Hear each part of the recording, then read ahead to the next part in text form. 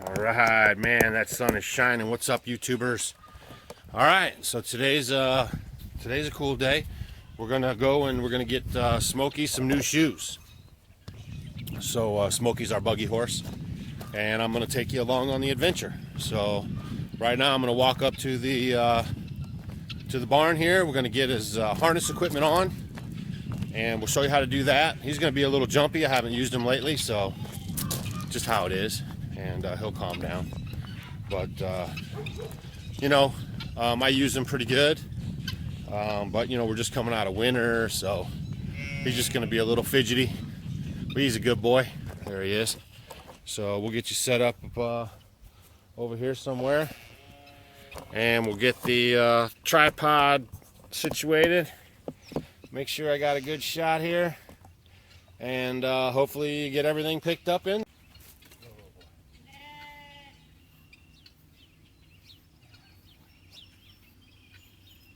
Now, Smokey is a standard bred, and he's got a little Morgan in him. That's why he's a little tall. The standard bred's kind of a shorter horse on the legs.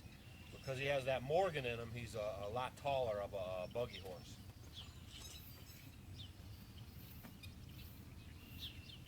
Oh, yeah.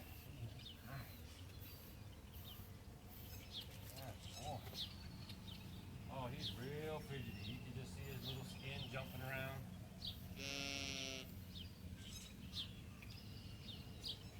Plus he knows he's going for a ride, so gets himself a little worked up. What's your boy? He's just now starting to shed his winter coat real good too. And he'll be smooth as glass here in a minute. All this winter hair will get off of him. He'll be really slicked up. And he almost changes colors. He gets like a real black. Right now he has like a brown tint in him. And he'll hit her like almost a solid black. It's really crazy. That's why we call him Smokey, because he's like a black and a brown.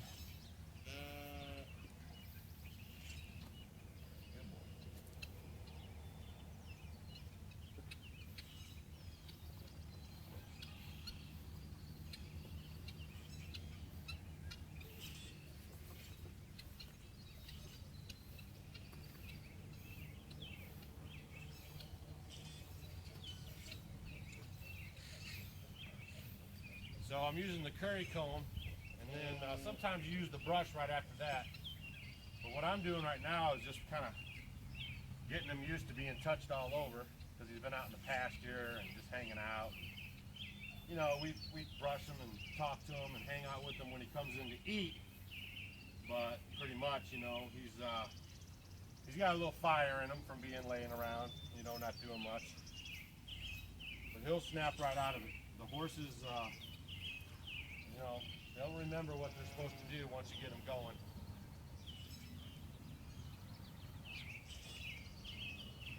Good boy.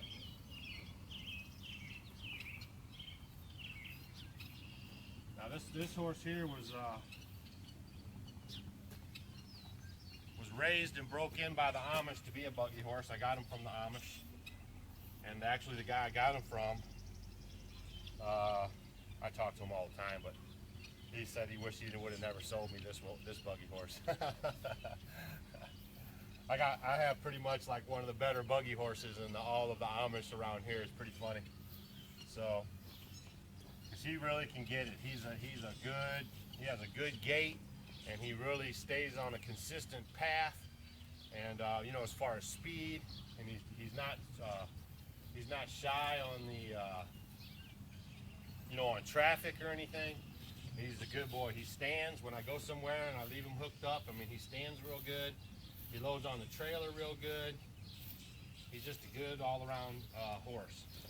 And I could ride him Western style. I could get a gang mower and hook him up to pulling a mower around the yard. I mean, he's a multi-purpose horse. He can do it. And he has a really good temperament. He likes being brushed. You can see he's already calmed down quite a bit. So I like to do that if I haven't messed with them for a while, and just kind of get their skin and their senses all tingly, and just let them know that, I care about him, and we're going to have a good buggy time today and go get some new shoes. One thing you have to consider if you have a horse, not so much if you just keep one on the pasture. You know, you might have to maybe have a guy come out once a year or twice a year to take care of their foot maintenance if you don't do it yourself. But relatively very inexpensive to have the shoes taken care of on the horses, okay? So today we're gonna go get shoes. He's got 3 on, but 1 came off because the moisture, you know, they get their hooves get a little softer, so sometimes those shoes will back out.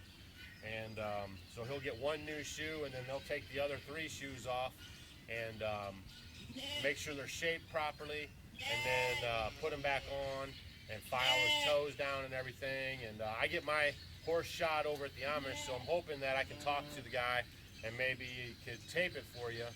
And then, because the Amish don't go for pictures and having pictures, but I'm asking him if I can get him without showing his face or anything like that, if he'd be all right with that. So we'll find out if that'll be all right. Otherwise, I'm going to saddle him up, get his harness on, and then we're going to take off. I'm taking the road cart today. That's the 2-wheeler. And we'll take you along for some of that ride, and then I'll edit some of it, you know, because it's like 10 minutes by car, but by Smokey it's like 30, 40 minutes, you know, because there's some hills and some other stuff, and then I'm not going to be pushing him too hard because he's minus a shoe right now. You don't want to get a gravel piece of this rock stuck in that hoof, because that can really cause a problem and cause him even to go limp. So I take him real easy over there, and then on the way back we'll be getting it. So I'm going to get his harness stuff right now, and we'll show you how to harness up your buggy horse. Which really, harnessing your buggy horse is just like harnessing your draft horse. It's all pretty much the same stuff that, you know, goes on each horse, the draft horse or the buggy horse.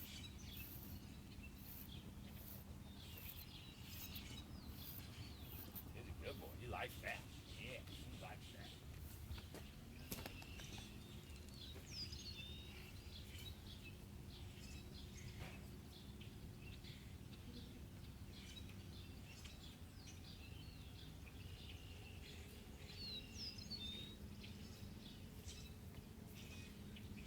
Now the first thing you put on, or I put on, everybody kind of has their own techniques, but I put on his collar first. And you always work from the left side of the horse. Okay, that's like a standard equestrian thing. You always work from the left side of the horse. You put everything on from the left side. You get on from the left side. You don't hardly ever use the right side. Okay, and I'm not real technical on that. I couldn't tell you the exact reasons. All I know is ever since I was a kid, I learned to get on the saddle on the left side, dismount on the left side, and you know, everything I've learned is it's always about the left side of the horse.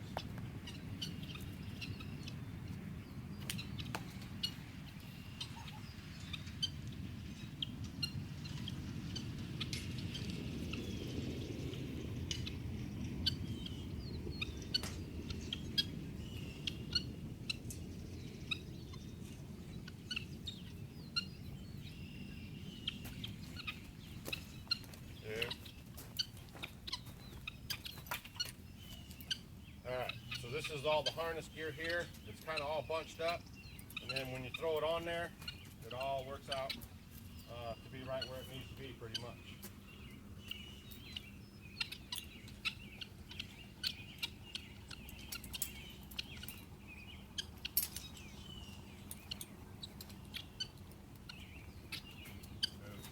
Move, boy. Move. Move.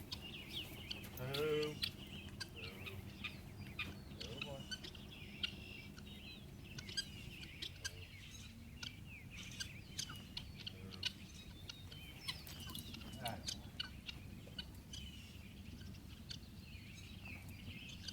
I warned you, he's going to be a little jumpy up front. He's not going to hurt nobody, but he's going to be a little jumpy. And once we get everything and he gets all his memories back in and everything, he'll be fine. Back up, back. Move, move. Alright. So, got a little untangling to do.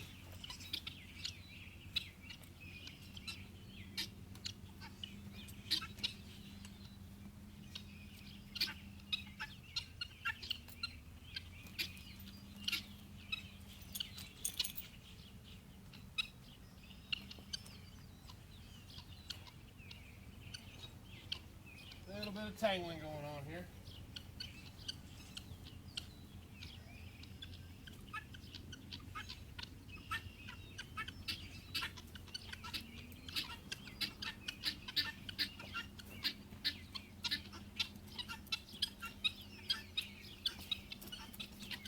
All right.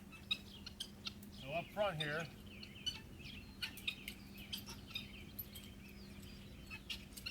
I think they call these the hames, and then you get this on tight here. You can see he's already a lot more calmed down.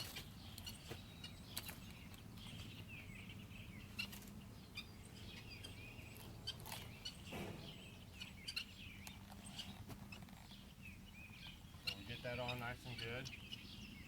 Now on your collar, you always want to make sure you got some room between his neck and the collar, okay? You don't want this thing to be choking on him. There's got to be a little, you know, you should be able to get your hand in there, all right? So see how I can get my hand in there, it's no problem. So he's got plenty of clearance, okay?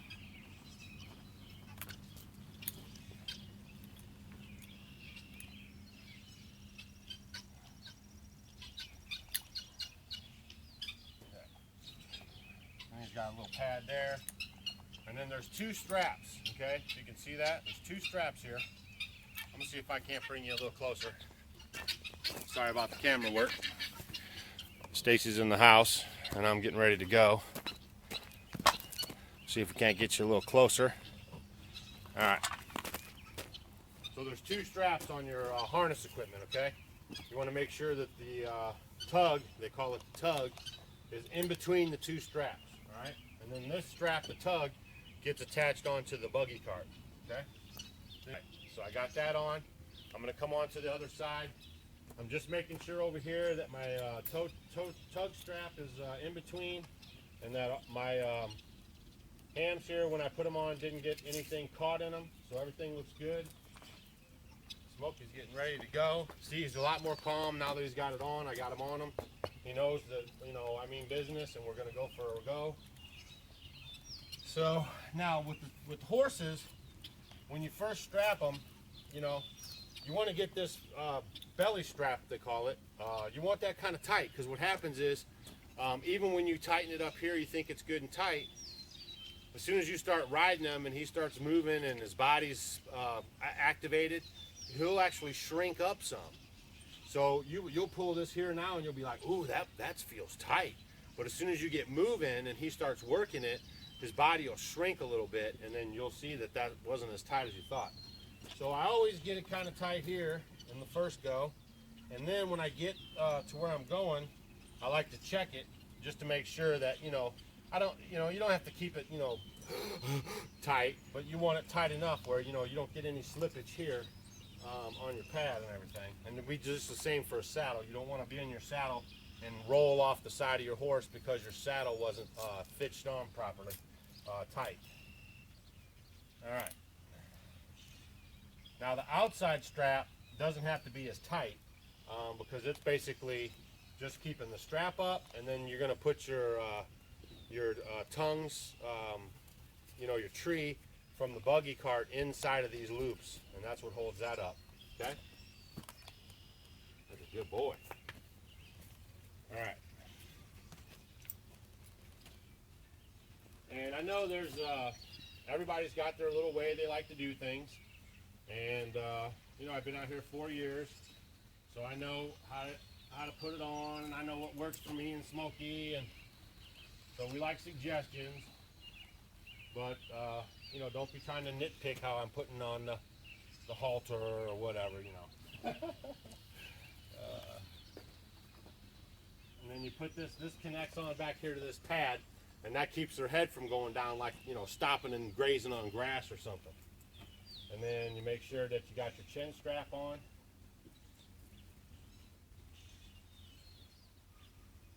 Okay, and then what you want to do too is make sure you don't have any twists in your lines, okay, that your lines are all straight and that you're not having any twists or problems with your lines, because that can cause you a problem.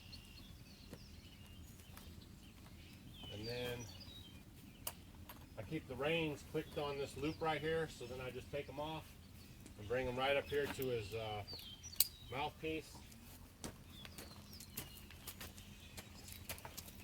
So just make sure that all your straps are straight, in good shape, that there's nothing twisted. That's good. And then you click his other side on to his bridle.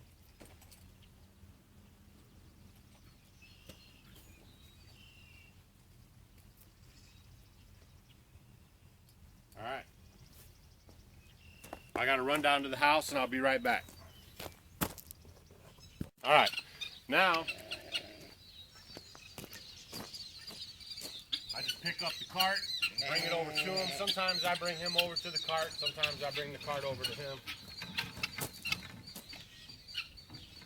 And then just put them right in these holders right here. And then this strap right here goes onto this ring. And you always want to make sure your toe strap, okay, or whatever you want to call it, is above when you click this in, that this is going to be on top of this strap right here. The tug, that's what it's called, is then put on here.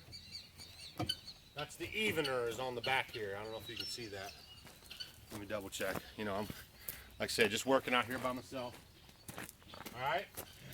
So then you come over to the other side, repeat process. You can put your tug on, make sure your tug's not twisted, make sure it can move. You know, everything's good on that end, you know, looking good.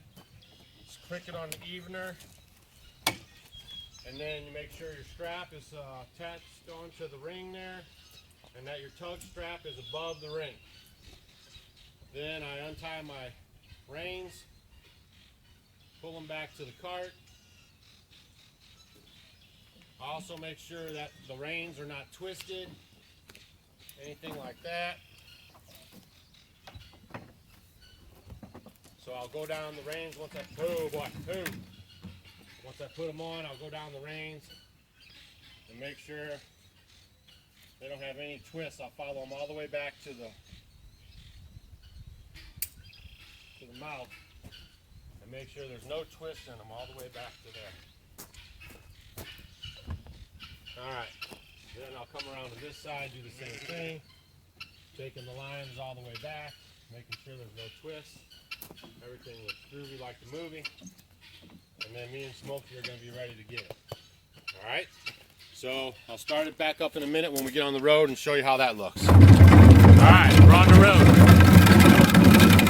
I got to hold him back a little bit because he wants to go.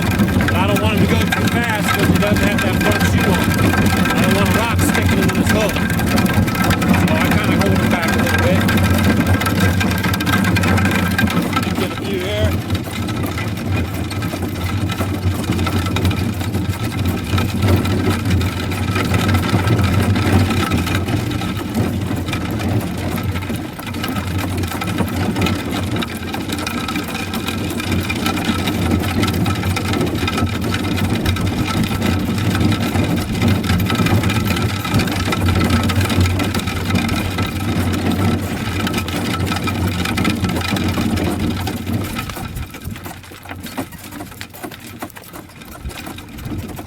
Yeah, so he wants to go. I gotta hold him back.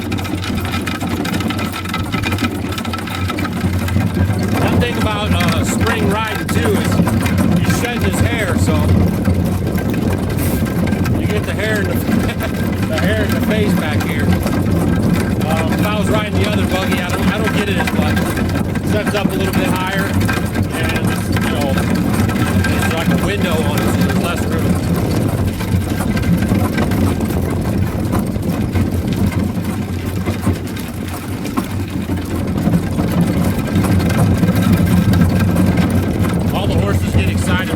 By. So try to drive them with one hand and kind of give you a view of how it looks.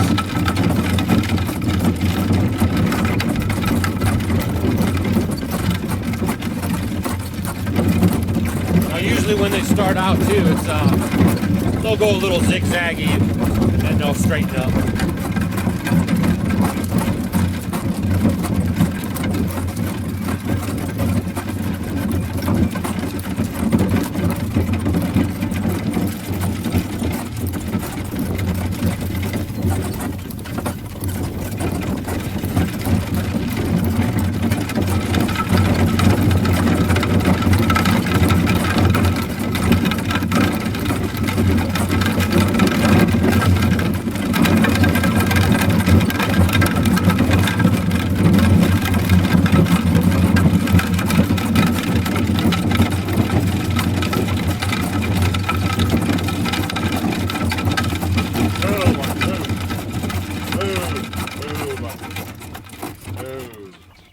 All right, I'm going to get both hands on the wheel.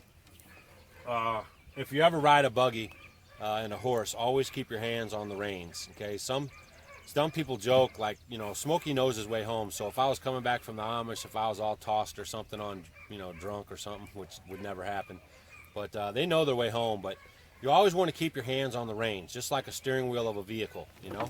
You want to keep both hands on the reins, and I use the first finger and the second finger, I run the straps through there, and then I always have both hands on the reins. So I'm going to turn the camera off right now. I'll get back to you when I get closer to the horseshoe place, and then hopefully we'll be able to get that on video for you as well. And you know, I'm just trying to show you that there's other ways of transportation to get around. No insurance, no basic you know, upkeep, no tires, no oil changes, no gas from foreign countries or even our own that suck money out of my pocket. All this stuff was a one-time purchase and pretty much low maintenance, nothing to do really. And you know, I'll just catch back with you in a little bit.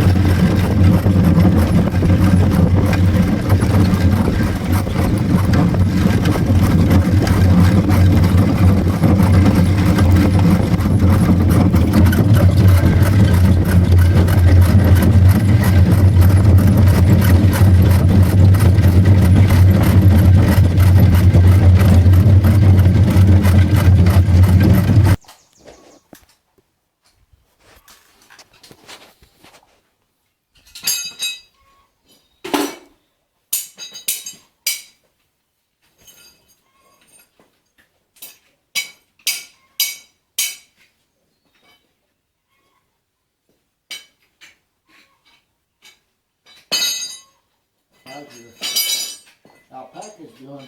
Good, I'm getting ready to shear them. Oh yeah? Yeah, it'll be about another week or so.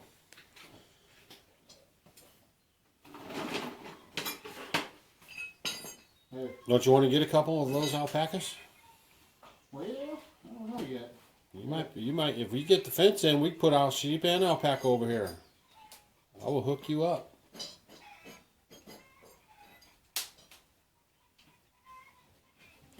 I need to maybe drop you off a little more lamb too. Didn't you like that lamb? Hey, that was some good getting there. Man, I don't know why more Amish don't eat the lamb. That is good meat. Yes, it is. And you can get hamburger and chops and steaks, everything out of it, roasts. Yep. You just want to get them a year and younger. If you get them over to a year, they call that mutton, and then it's a little tougher. Uh-huh.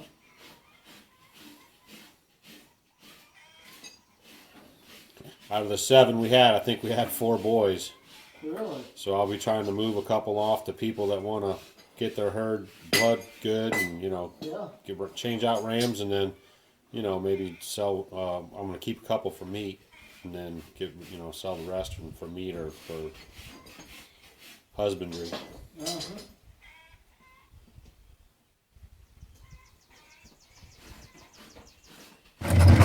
Alright, we got our new shoes on and we're heading back. We got a few stops to make.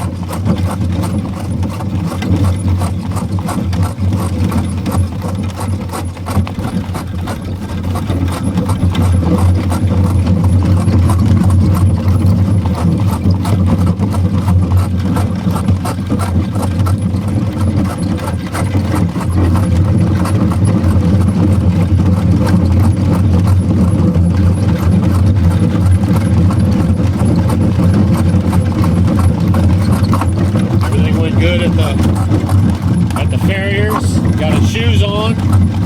Now we can run them a little harder. Won't have to worry about the rocks. I was taking it easy with him on the way here because he had his front shoe off, and I didn't want to. You can cause a horse to go lame if you get a rock in that hoof. All right, we'll check back in when we get home, and talk to you later. We're almost home.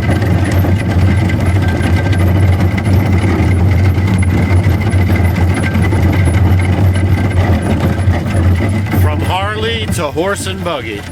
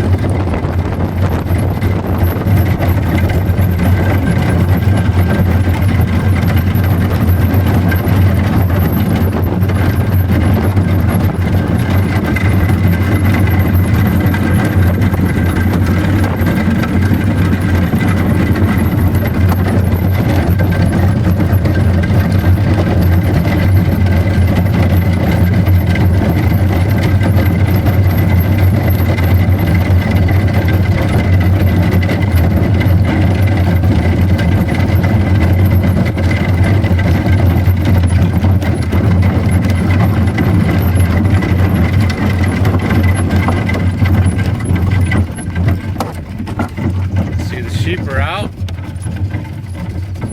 All right, that's it for today's journey.